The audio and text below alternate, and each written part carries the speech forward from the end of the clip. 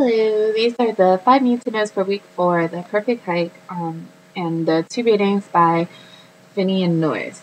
So the first thing we kind of talked about was that the actual metaphorical hike itself. And right now it's confusing and kind of getting lost in it because it's hard to understand because we're reading passages that span a very large amount of time.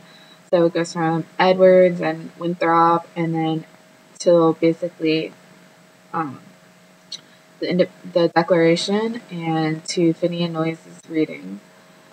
Um, so it's kind of a pull in a lot of different directions. So you want to kind of focus on the long view of things.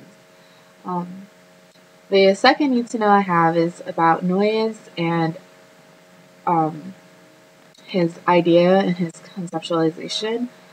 So Noyes kind of talks about perfectionism and that people are already perfect. So, you don't have to suffer for salvation, which is kind of different from Finney, which is my third need to know.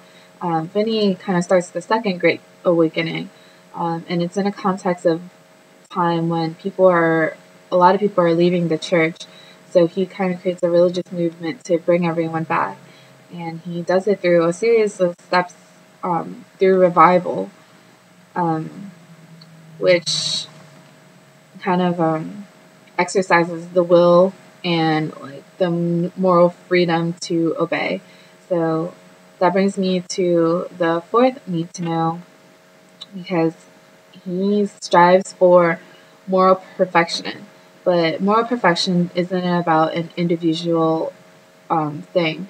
It's more of a social cohesion and it's about society as a whole instead of individuals reaching moral perfection for salvation. And the last need to know, which is the narrative swap it's a narrative swap from going from a divine covenant based on Winthrop and Edwards to personal liberty based on the Declaration. So it's based on a more rational and intellectual thinking of individual liberty, and it's not about conformity like divine covenants are.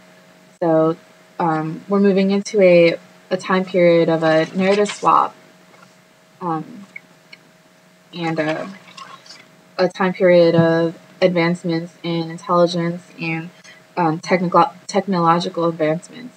And it's a shift from an old world of thinking to the new world. And that's all for week